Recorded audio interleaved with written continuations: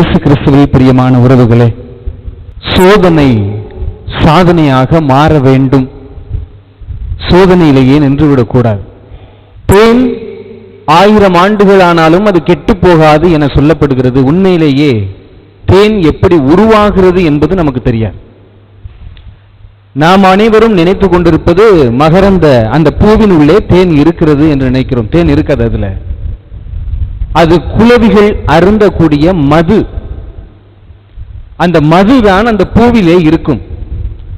அந்த மகரந்தத்தை சேர்த்த பிறகு அந்த தேனீயானது தன்னுடைய உமிழ்நீரோடு அந்த மகரந்தத்தை கலந்து கடத்திய பிறகுதான் அது தேனாக மாற்றப்படுகிறது. தன்னுடைய உமிழ்நீரோடு கலந்த பிறகு அதை தேனாக மாற்றி அதை தன்னுடைய கூட்டில் போய் சேர்க்கிறது. பிறகுதான் அது 1000 ஆண்டுகள் கெட்டு போகாத ஒரு தேனாக நம்முடைய கரங்களிலே கிடைக்கிறது. ஒரு தேனி தன்னுடைய வாழ்நாள் முழுமையிலும் 1/2 லிட்டர் தேனை சேகரிக்கும் என விஞ்ஞானிகள் சொல்லுகிறார்கள். இப்ப இந்த நற்செய்தியையும் தேனியையும் நாம் எப்படி ஒப்பிட்டு பார்க்க வேண்டும் என்பது முக்கியம். நற்செய்தி வசனங்களை நான் வாசிக்கிறேன், ஆனால் அதை என் வாழ்வோடு கலக்கவில்லை என்றால் இது கெட்டு போகக்கூடிய ஒன்றாக நமக்கு இருக்கும். அது கெட்டு போகாமல் இருக்க வேண்டும் என்றால் நம்முடைய வாழ்வோடு அதை கலக்க வேண்டும். எவ்வாறு தேனி அதை கலந்த பிறகு கெட்டு போக்காத ஒரு தேனாக மாற்றுகிறதோ, அதே போல இந்த வசனங்களை நம்மோடு நாம் கலந்து கொண்டோம் என்றால் அது கெட்டு போகாத ஒன்றாக மாறும் என்பதுதான் உண்மை. இன்னைக்கு நம்ம பர்த்தலமேயு அவருடைய விழாவை கொண்டாட திரு அவை அழைப்பு விடுக்கிறது. கெட்டு போகாத தேனை கண்டவர் பர்த்தலமேயு என்று சொல்லுவார்கள். பர்த்தலமேயு என்ற பெயருக்கு பொருள் என்னவென்றால் இறைவனால் அழைக்கப்பட்டவர், இறைவனின் திருவுளம் என்பது அந்த பெயருக்கு பொருளாக்கப்படுகிறது. அவரை நத்தனியேல் என்றுதான் சொல்லுவார்கள். நத்தனியேல் என்ற பெயருக்கு தான் அப்பேற்பட்ட ஒரு பொருள் கொடுக்கப்படுகிறது. எனவே 3 விதமான நிலையை நாம் பார்க்கிறோம். பர்த்தலமேயு கேட்கிறார், நாசரேத்தில் இருந்து எதுவும் நல்லது வரக்கூடுமோ? அப்படின்னா நாசரேத்து அவ்வளவு மோசமான ஊர், அவ்வளவு கொடிய ஊரில் இருந்து எப்படி நல்லது வரும் என முதல் கேள்வி கேட்கிறார், தன்னுடைய அடித்தளத்தை கொண்டு போய் வைக்குவதற்காக. உடனடியாக பிலிப்பு அவருக்கு தெரியல, அவருக்கு எப்படி சொல்லணும் தெரியல. ஆனா அவர் சொன்ன பதில் தான் உச்சம். இன்னைக்கு நம்ம எப்படின்னா ஒரு பதில் தெரியாது, ஆனா தெரிஞ்சது மாதிரியே ஒரு 1/2 மணி நேரம் கடத்திக்கிட்டு இருப்போம். ஆனா கடைசியில் என்ன வரும்னா நான் கேட்டுட்டு சொல்றேன், தெரிஞ்சுக்கிட்டு சொல்றேன் முடிப்போம். ஆனா பிலிப்பு அழகா சொன்னாரு, வந்துதான் பாரு, அவ்வளவுதான் முடிஞ்சு. இயேசு கிறிஸ்துவும் இந்த வார்த்தையை பயன்படுத்துவார். யோவானுடைய சீடர்கள் சென்று நீர் எங்கே தங்கி இருக்கிறீர் ரவி என்று கேட்கும்போது அவருக்கு தெரியாது. ஏன்னா இயேசுக்கே தெரியல நான் எங்கே தங்கி இருக்கிறேன். அதை உடனே அவர் சொல்லுவார், வந்து பாருங்கள் என்று சொல்லி முடிப்பார். இயேசுவிடம் பற்றி எவ்வளவு விளக்கம் சொன்னாலும் பத்தாது. அதான் இதற்கான பொருள். இயேசுவை பற்றி நாம் அன்பானவர், அறிவானவர், பொறுமையானவர், மன்னிப்பவர், வல்லவர், நல்லவர், என்ன வேணாலும் சொல்லலாம். ஆனால் முழுமையாக நம்மால் விளக்க முடியாது. அதில் கலந்தால் மட்டும்தான் அதில் நாம் நிலைத்திருக்க முடியும். அதனால தான் ஆண்டவர் இயேசு கிறிஸ்து நத்தனியேல் வழியாக சொல்லக்கூடியது. பிலிப்பு நம்மை பார்த்தும் சொல்லுகிறார், நான் நாசரேத்தில் உருந்த அந்த இயேசுவை கண்டுகொண்டோம், நீங்களும் வந்து பாருங்கள், அவர் யோசேப்பின் மகன் அல்லவா, வாங்க அப்படின்னு சொல்லும்போது நாம் என்ன பதில் சொல்ல போகிறோம் என்பது மிகவும் முக்கியமான ஒன்றாக இருக்கிறது. எனவே அப்படிப்பட்ட அந்த நத்தனியேல் இயேசுவை சந்திக்கிறார். சந்தித்த உடனேயே இயேசு சொல்லுகிறார், என்னை உமக்கு எப்படி தெரியும் என்று நத்தனியேல் கேட்கும்போது இயேசு சொல்லுவார், நீ பிலிப்பு கூப்பிடுவதற்கு முன்பாகவே அத்திமரத்துக்கு கீழே உட்கார்ந்து இருந்தீல, அப்பவே நான் கண்டுபிடிச்சிட்டேன்டா அப்படின்பார். நீ அத்திமரத்தின் அடியில் உட்காரவில்லை, ஆண்டவரின் அடியில் உட்கார்ந்திருந்த. அதான் அதற்கான பொருள். அத்திமரம் என்றால் ஞானத்தை கொடுக்கக்கூடியது, அமைதியை கொடுக்கக்கூடியது என்பது யூதர்கள் பொறுத்தவரையிலும் அது நம்பிக்கை. ஆகையால் அத்திமரத்தில் அமர்ந்திருப்பவர்களை ஒரு போதகராக பார்க்கக்கூடிய நிலை அன்று இருந்தது. ஆகையால் தான் இயேசு கிறிஸ்து அழகாக சொல்லுகிறார், நீ அத்திமரத்தின் அடியில் இருக்கும் போதே நான் உன்னை கண்டுகொண்டேன் என இயேசு சொல்லக்கூடிய காரணம் அதாக இருக்கிறது. அப்படியே தன்னுடைய பணியை மேற்கொள்ளுகிறார், இயேசுவோடு கலந்து விடுகிறார் என்பதுதான் இதன் யதார்த்தமான ஒரு உண்மையாக இருக்கிறது. நத்தனியேல் நமக்கு என்ன சொல்ல விரும்புகிறார் என்பது, நான் இயேசுவை கண்டுகொண்டேன், நீங்களும் காண நான் விரும்புகிறேன் என்பதுதான் அதனுடைய பொருளாக இருக்கிறது. நத்தனியேல் அவர் எதற்கு பாதுகாப்பாளராக இருக்கிறார், எங்கு பிறந்தார், என்ன செய்து கொண்டிருந்தார் என்றால், அவருடைய வரலாற்றை பின்னாடி திருப்பி பார்க்கும்போது தான் தெரிகிறது. தாவீதுடைய மகன் அப்சலோன் ஒருத்தன் இருக்கான் பாத்தீங்களா, அவர்தான் தாவீதையே கொல்ல தேடிக்கிட்டு இருப்பார். அந்த அப்சலோமினுடைய வழி வந்தவர் தான் இந்த நத்தனியேல். இந்த நத்தனியேல் என்ற பெயருக்கு பொருள் என்ன அப்படின்னா, ஆண்டவனுடைய கொடை அப்படிங்கிறது பார்த்தோம். இவர் யாருக்கு பாதுகாவலராக இருக்கிறார் என்றால், காலனி தைப்பவர்களுக்கு பாதுகாவலராக இருக்கக்கூடியவர் இந்த பத்தலமேயு என்று பார்க்கிறோம். இப்படிப்பட்ட இந்த நத்தனியேல் இயேசுனுடைய விழுமியங்களை ஏற்று, நீரே ஆண்டவர், நீரே வரவிருந்தவர், நீரே உண்மையான இறைவன் என்று இவர் சொல்லி முடிக்கிறார். நாளைக்கு பேதுரு சொல்லுவார், இன்னைக்கு முன்னாடியே நத்தனியேல் சொல்லி முடிச்சிட்டார் அப்படிங்கிறதா உண்மையாக இருக்கிறது. எனவே அன்பிற்கினிய உறவுகளே, நாம் நம்முடைய வாழ்க்கையை சற்று அலசி பார்க்க வேண்டும். நாம் நத்தனியேலை போல அத்திமரத்தின் கீழ் அமர்ந்திருக்கிறோமா, இல்லை அழுகையும் அங்கலாய்ப்பும் இருக்கக்கூடிய இடத்தில் அமர்ந்திருக்கிறோமா என்று சிந்தித்து பார்க்க வேண்டும். பல நேரங்களில் நாம் கவலையை மறக்க நினைப்போம், துன்பத்தை ஏற்படுத்தக்கூடிய மனிதர்களை மறக்க நினைப்போம். ஆனால் எப்பொழுது நாம் மறக்க வேண்டும் என்று நினைக்கிறோமோ அப்பொழுதுதான் அதிகமாக நினைக்க தோன்றும். ஒரு குளம் இருக்கு, குளத்துல ஒரு காற்றடிக்கப்பட்ட பந்தை அமுக்கணும் அப்படின்னா அமுக்கிடலாமா? ஒரு பந்தை எடுத்துட்டு நான் உள்ள அமுக்கிறேன் அமுக்கிடலாமா? அமுக்க முடியாதா? முடியாது, வாய்ப்பே கிடையாது.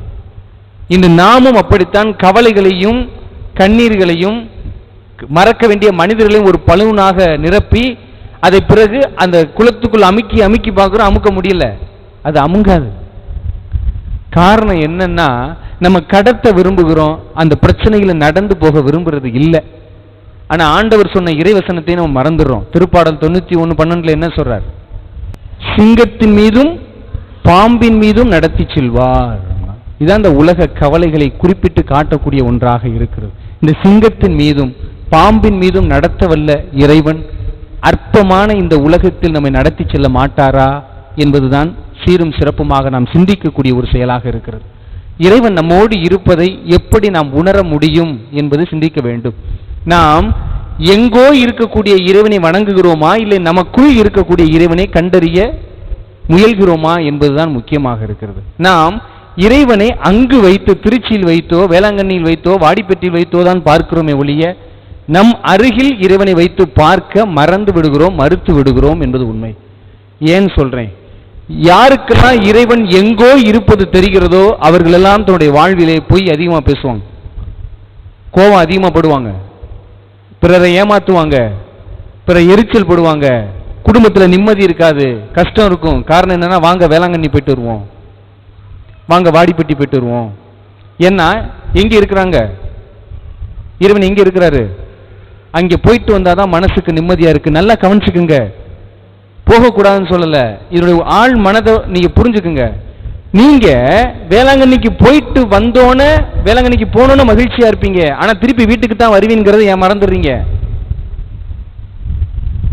நான் வாடிப்பட்டிக்கு போனா மகிழ்ச்சியா இருப்பேன், ஆனா வீட்டுக்கு வந்தா திருப்பி கவலை என்னை ஆட்கொள்ள ஆரம்பிச்சிரும். அப்ப சரி செய்ய வேண்டியது வேளாங்கண்ணியும் வாடிப்பட்டியும் கிடையாது, வீட்டுக்குள் நம்முடைய மனநிலையை சரி செய்ய வேண்டும். நான் அங்கு சென்றால் மகிழ்ச்சியாக இருப்பேன், மீண்டும் வீட்டுக்கு தான் நான் வரணும். அப்ப வீட்டுக்கு வந்தா எனக்கு கவலைகளும் துக்கங்களும் துயரங்களும் என்னை மீண்டும் ஆட்கொள்ளும். அப்ப மீண்டும் நான் வேளாங்கண்ணிலே போய் அங்கேயே நான் இருந்துடுறேன் அப்படின்னு இருக்கிறதா? கிடையாது. வாழ்க்கை என்பது அது அல்ல. நம்முடைய சூழ்ந்து இருக்கக்கூடிய அந்த அனைத்து நிலைகளையும் நாம் கடத்தி செல்ல விட அதில் நாம் வாழ்ந்து கொண்டு செல்வதுதான் மிகவும் முக்கியமான ஒன்றாக இருக்கிறது. எனவே அன்பிற்கினிய உறவுகளை, இந்த கவலைகளையும் கண்ணீர்களையும் நாம் ஒரு நீரில் அமுக்குவதை விட அந்த கவலையை தனியாக எடுத்து இது என்ன கவலை என்று பார்க்க வேண்டும். யோசேப்புவை பத்தி தெரியுமா உங்களுக்கு? யோசேப்பு யாரு? இயேசுவினுடைய வளர்ப்பு தந்தை என்று பார்க்கிறோம். அவரை சொல்லும்போது அவருடைய பட்ட பேர் என்ன தெரியுமா? நாங்க வைத்த பேர், அவர் பேர் புறா கூடு. புறா கூடு, கல்லா பெட்டி அப்படின்னு சொல்லுவோம். அவருடைய வாழ்க்கை நீங்க கவனிச்சீங்கன்னா உங்களுடைய வாழ்க்கையில ஒரு நாளைக்கும் பிரச்சனையே வராது. ஆனா நீங்க எல்லாம் என்ன நினைக்கிறீங்க? பிரச்சனை பிரச்சனை பிரச்சனை பிரச்சனை பிரச்சனை. என்ன பிரச்சனை? துண்டை காணாம துணியை காணாம ஓடி இருக்கீங்களா என்னைக்காவது? குழந்தைய பெத்து எடுத்தோன்னே நைட்டோட நைட்டா கிளம்புடா, ஏறோ செத்துட்டான், ஓடுறா, தூக்கிட்டு பொண்டாட்டிய பிள்ளைய தூக்கிட்டு ஓடுறா அப்படின்னு சொல்லி ஓடுவாரு, 300 கிலோமீட்டர் ஓடுவாரு. யாராவது ஓடி இருக்கிறீங்களா? ஒண்ணு கிடையாது. ஆனா என்ன நம்ம என்ன சொல்றோம்? துன்பம் துன்பம், கடவுள் எனக்கு மட்டும் தான் துன்பம் கொடுக்குற, எனக்கு என்ன தேவருக்கு வேற வேலை இல்லை, லென்ஸ்ல பாத்துக்கிட்டு இருந்தா அரைக்கு மாரி உனக்கு ஒரு துன்பம், இந்த சேசுராசு உனக்கு ஒரு துன்பம் நான் கொடுப்பாரு. ரெண்டு எங்க அப்பா அம்மா பேரு, அதனால நான் பயன்படுத்துறேன், வேற யார் பேரும் பயன்படுத்தினா அது எனக்கு பிரச்சனை. அதை நம்ம பார்க்க வேண்டும். துன்பத்தை இறைவன் தேடி தேடி கொடுப்பவர் அல்ல. நாம் என்ன செய்கிறோம் என்றால் நமக்கு இருக்க துன்பத்தை பார்க்காமல் பிறருக்கு ஒப்பிட்டு பார்த்து கொண்டிருக்கிறோம். அதனால நமக்கு பெரிய துன்பமாகத்தான் தெரியும். மலை போல துன்பம் வருகிறது, ஆனா மலையை விட பெரியவர் என் கூட இருக்கிறாருங்கிறத நம்ம மறந்துடுறோம். பாத்தீங்களா? அப்ப நான் துன்பத்தின் மீது என் பார்வையை செலுத்துகிறேன் என்றால் அது மலை போலத்தான் தெரியும். துன்பத்தை விட்டுவிட்டு என் ஆண்டவர் பக்கமே திரும்பினேன் என்றால் அந்த மலையே எனக்கு களிமண்ணா தான் தெரியும். அதில் கொஞ்சம் தண்ணி ஊத்தினா எப்படி கரையுமோ அதே போல கரைந்து விடும். ஆனா நம்முடைய பார்வை துன்பத்தில் தான் இருக்கிறத ஒழிய இன்பத்தில் இல்லை. யோசேப்பு தன்னிடமிருந்த ஆண்டவரை பார்க்கிறார், அது துன்பத்தை அவர் கவனிக்கவே இல்லை. ஆனாலும் அவர் ஏன் இந்த கல்லாப்பெட்டிக்கு சொல்றோம் அப்படின்னா, இப்ப கல்லாப்பெட்டி எப்படி இருக்கும் அப்படின்னா எப்படி இருக்கணும் அப்படிங்கறத சொல்றேன். ஒரு கடை வச்சிருக்கிறீங்க, இப்ப பீட்டர்கிட்ட போய் அண்ணன் ஒரு 100 ரூபாய்க்கு சில்லறை கொடுங்கன்னு சொல்றேன். உடனே அண்ணன் கல்லாப்பெட்டி திறக்கிறாரு. திறந்து பார்த்தீங்கன்னா 10 ரூபா, 20 ரூபா, 100 ரூபா, 50 ரூபா எல்லாம் கிடக்கு உள்ள. இப்ப நான் சில்லறை கேட்கிறேன் அப்படின்னா அவங்க என்ன பண்ணுவாங்க?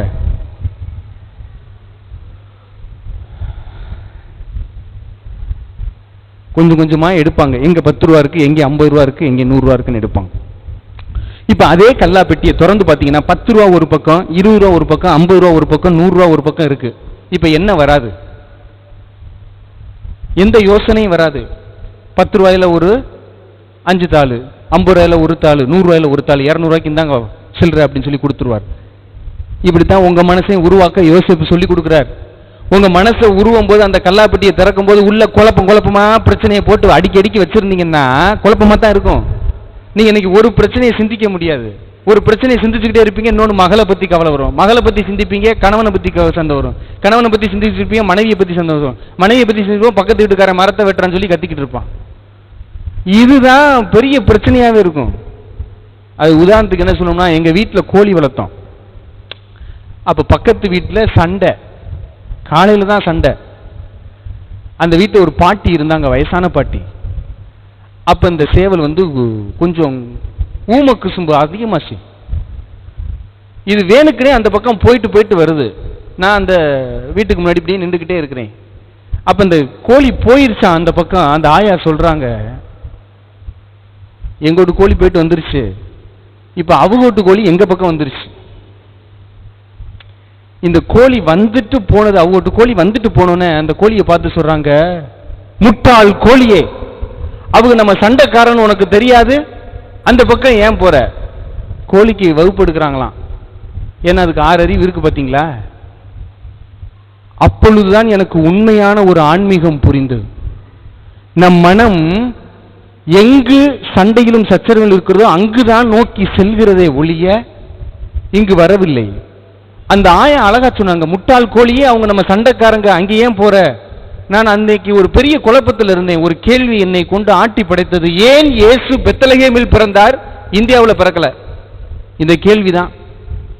இந்த கேள்வியில தான் சிந்திச்சுக்கிட்டு இருக்கிறேன். உடனே அந்த ஆயா சொன்னது, கோழியே, அவங்களோட நம்ம சண்டைக்கார வீட்டுக்கு போகாத அப்படின்னு சொல்றாங்கன்னா, அப்ப ஒரு சிந்தனை, ஒருவேளை கடவுள் நம்மளோடு சண்டையோ, நம்மெல்லாம் புறக்கணிக்கப்பட்டிருக்கிறோமோ, ஏன் பெத்லகேமில் போய் இயேசு பிறக்க வேண்டும் என்று அதனுடைய ஆழமான சிந்தனையில் இருந்தேன். அதற்கான விடையையும் அடுத்த ஒரு ஆண்டுகளுக்குள்ளாக கண்டுபிடிக்கக்கூடிய ஒரு சூழ்நிலை இருந்தது. இதற்கான பதில், ஏன் இயேசு பெத்லகேமில் பிறந்தார் என்பதை நாளை காலை 6:30 மணி திருப்பலியில் உங்களுக்கு சொல்லுவேன். எனவே அன்பிற்கினிய உறவுகளே, நம்மளுடைய உள்ளத்தை நீங்கள் கொஞ்சம் ஆழமாக சிந்தித்து பார்க்க வேண்டும். கொஞ்சம் கல்லாப்பெட்டியை அரேஞ்ச் பண்ணுங்க, கொஞ்சம் ஒதுக்கி வைங்க. வீட்டு பிரச்சனையை தனியா வைங்க, சமூக பிரச்சனையை தனியா வைங்க, உறவுகள் பிரச்சனையை தனியா வைங்க. இந்த கல்லாப்பெட்டியை திறக்கும் போது ஒரு இடத்துல கை வைங்க. மொத்தமா கை வச்சுட்டு யாம்ட்டு கல்லாப்பெட்டி தானே, என் இஷ்டம் தானே வச்சுக்கிட்டு இருந்தீங்கன்னா உங்க உள்ளம் நீங்களே குழப்பி சாம்பார், ரசம், மோர் எல்லாத்தையும் ஒன்னா ஊத்தி சாப்பிட்றதுக்கு சமமாய் போயிடும். உங்க உள்ளம் அப்படி கிடையாது. ஒன்று மீன் குழம்பு வச்சா மீன் குழம்பு மட்டும் வைங்க, மீனோட சேர்த்து நான் நண்டையும் போடுவேன்னா அது நம்ம வாழ்க்கையில குண்டை போட்டுட்டு போயிடும். ஸோ அப்படிப்பட்ட வாழ்க்கை நமக்கு வேணாம். கொஞ்சம் நிதானமாக இருங்கள், கொஞ்சம் சிந்தியுங்கள், கொஞ்சம் அக்கறை காட்டுங்கள் உங்கள் மீது. நீங்க போய் இன்னொருத்தவங்க மீது முதல்ல அக்கறை காட்ட வேண்டாம். அதனால தான் இயேசு நேத்தே சொல்லியிருக்கிறார், உன் மீது நீ அன்பு கூறுவது போல பிறரையும் அன்பு செய். முதல்ல நம்மை அன்பு செய்கிறோமா? இதான் கேள்வியே. இதை அன்பிற்கினிய உறவுகளே, ஒரு தேன் கெட்டு போகாததற்கு தேனி தன்னுடைய உமிழ்நீரை கலர்க்கிறது. இந்த நற்செய்தி வாசகங்கள் இறைவனுடைய திருவுளம் கெட்டு போகாமல் இருக்க நம்முடைய வாழ்க்கை அதோடு சற்று கலந்தோம் என்றால் அதற்கு நிறைவு கிடைக்கும் என்பதுதான் நத்தனியில் நமக்கு சொல்லக்கூடிய ஒரு செய்தியாக இருக்கிறது. எனவே இப்படிப்பட்ட இந்த சூழலிலே நாமும் இந்த நற்செய்திக்கு உயிர் கொடுப்பவர்களாக இருக்க வேண்டும். இயேசுவின் உயிரை எடுப்பவர்களாக இருந்துவிடக் கூடாது என்பதுதான் நத்தனியில் நமக்கு சொல்லக்கூடிய பாடமாக இருக்கிறது. எனவே அப்படிப்பட்ட வரம் வேண்டி இந்த திருப்பலியிலே இணைவோம். ஆமென்.